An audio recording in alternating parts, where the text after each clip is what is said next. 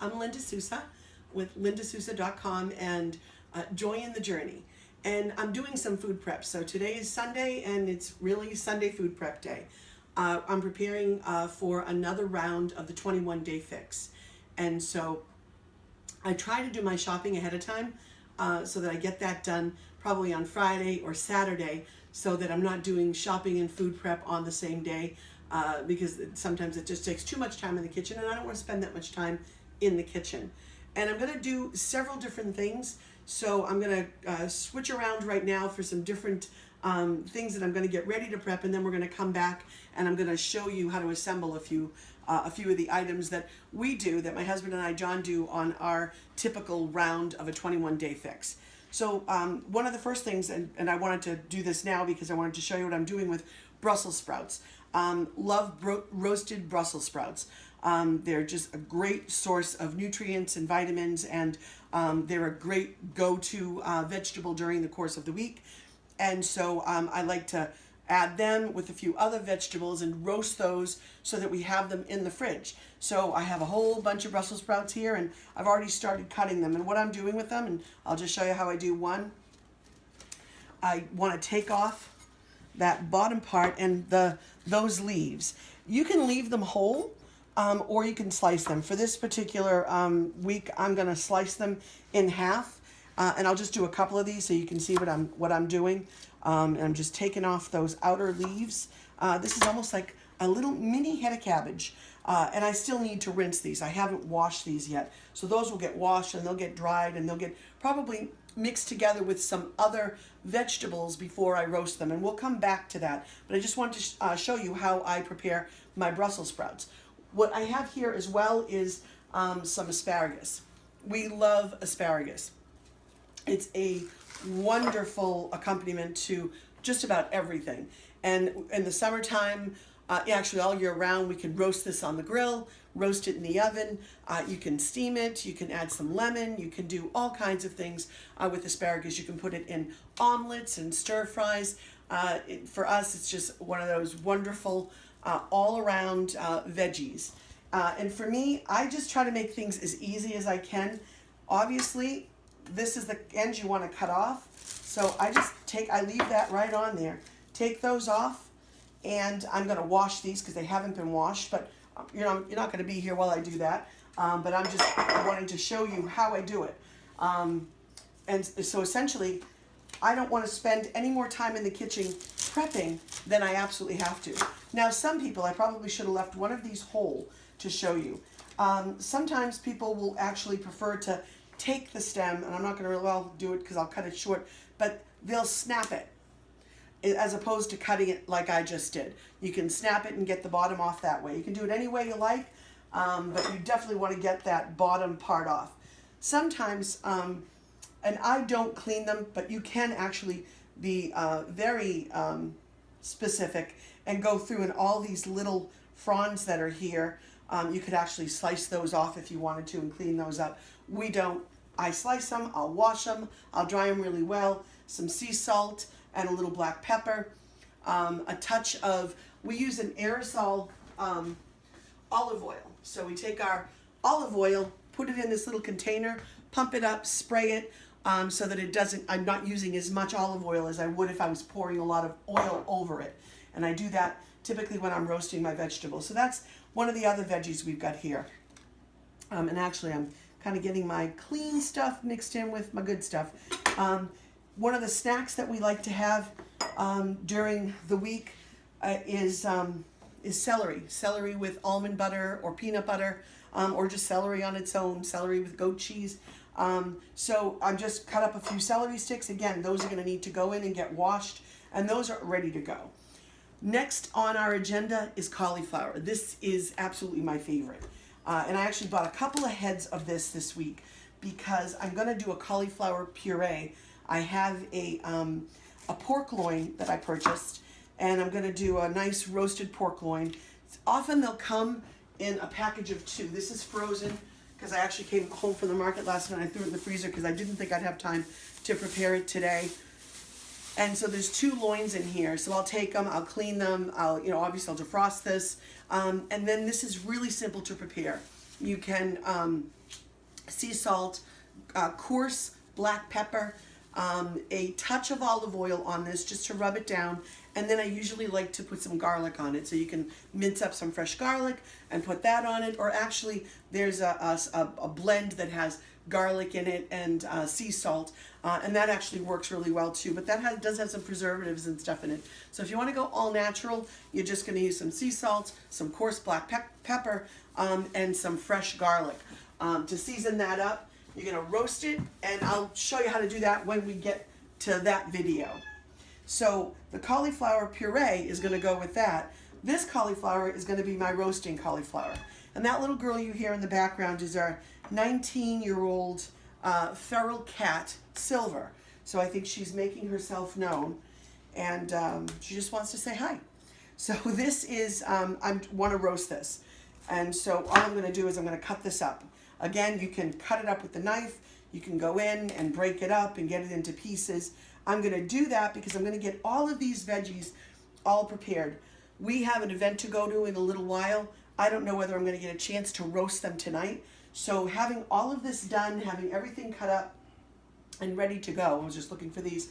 Having these all done, I'll put them in separate baggies once I've cut them up, once I've washed them, and I'll put them in the fridge. Then when I come back, it'll literally take maybe half an hour for me to toss everything together, put them in a pan and roast them, or I can leave it for during the week. When I come home, it's an easy prep because all the vegetables are all clean, they're all ready to go, and I don't have to worry about it. I tend to like to cook during the week as opposed to doing a lot of cooking ahead of time. I like to do my food prep and my preparation like what I'm showing you in terms of getting all my vegetables ready and getting things ready so they're all fresh, they're in baggies, and they're ready to go. And then this way, during the course of the week, when I decide whatever it is that we're going to have, or my husband and I decide what we're going to have for our meal, whether it's going to be chicken or pork or fish, then I have the fresh vegetables all ready to go to accompany those. So that's what I'll do with my cauliflower. This is fennel.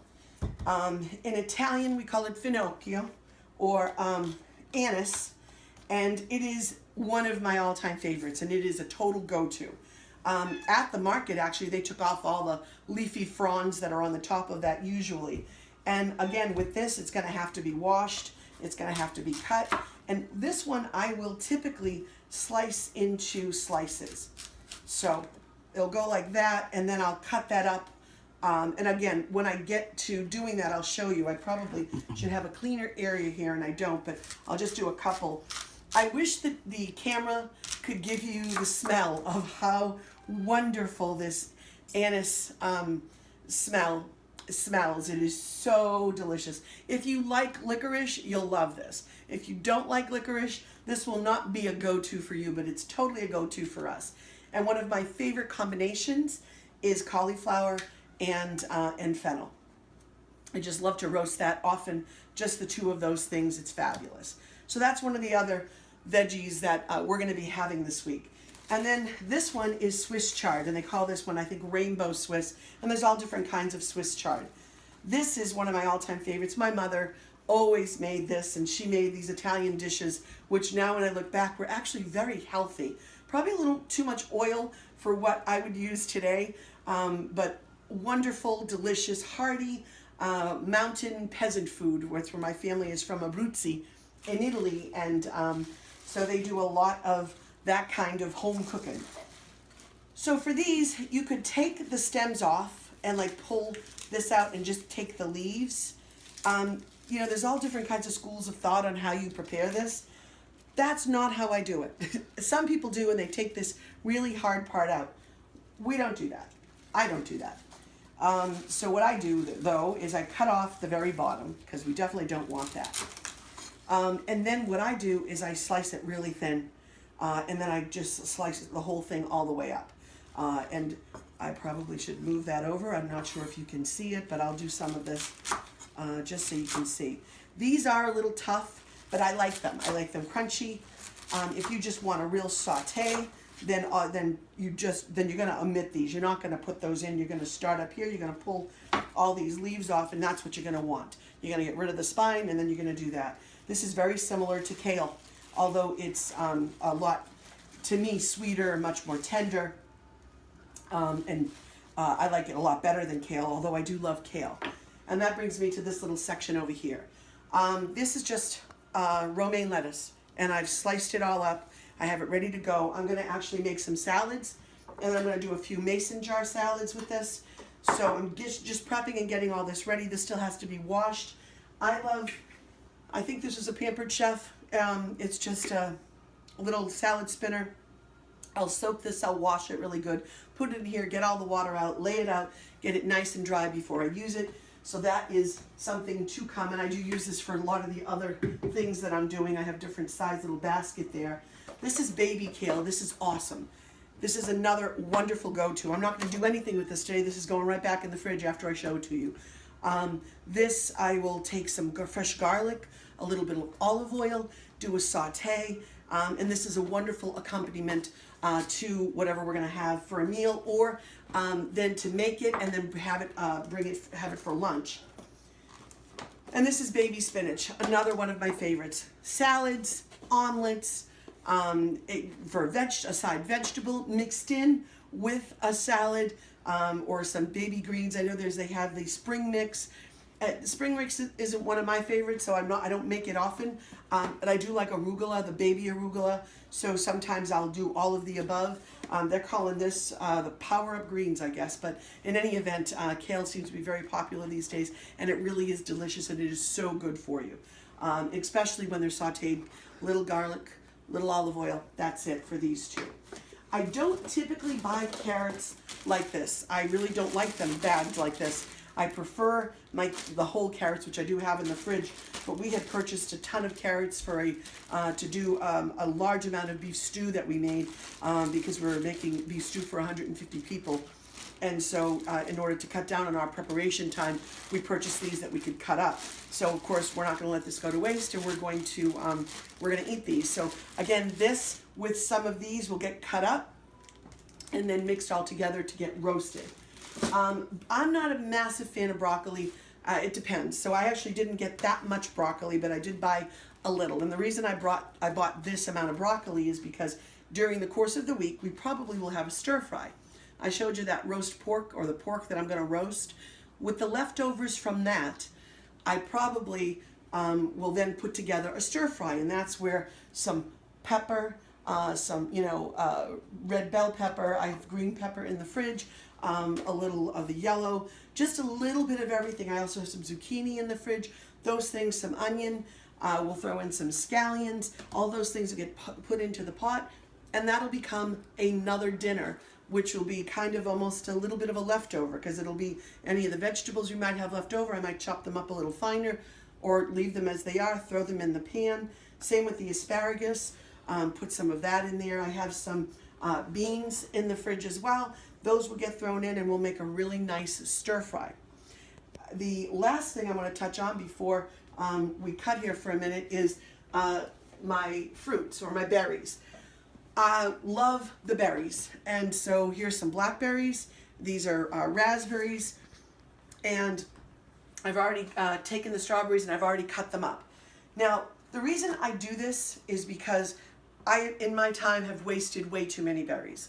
And so now, when I come home from the market, I like to get everything all nice and clean, get it all nice and dried out, and then I use this to measure out, like this, although I need to dry these before I would actually put them in the freezer. But I'm going to measure that out, and you want to always make sure that the top fits on, and I'm going to take that and I'm going to put it in a baggie. Now, we will use this, or I'll use this with my yogurt. I'll portion out my yogurt with my little red container into a other container, and then I might use half of a bag there for that, another half just eat them plain, put it in the Shakeology, whatever it is. But I've gotten in the habit of taking the fresh fruits that I buy, or the fresh berries. I don't have any blueberries here, but I would do the same thing with those, and putting them in the little baggies, these little sandwich bags. And then I put them in the freezer. And they have come in incredibly handy when I want to, if I'm on the go and I don't have a lot of time, I sometimes keep something like this, or even those small the Faye, the individual serving yogurts. I can throw one of those in my lunch bag, reach into the fridge, take one of these bags, throw that in there, and head to the office without even having time to put it all together, and then get a little bowl there, throw it all together, and there's a lunch or a snack or whatever it is that I need. And it's quick and it's easy, and it's just a quick and easy go-to. So that's what I do. And if I portion out a whole one and that's not what I'm going to be having because I've used my purple, then I would, I'd work down from there and only use half of the package and save the other package for another serving. So we're going to stop for now, and then we're going to come back, and I'm actually going to make the overnight oats, which is another favorite, and show you how we've put together some of this. Thanks.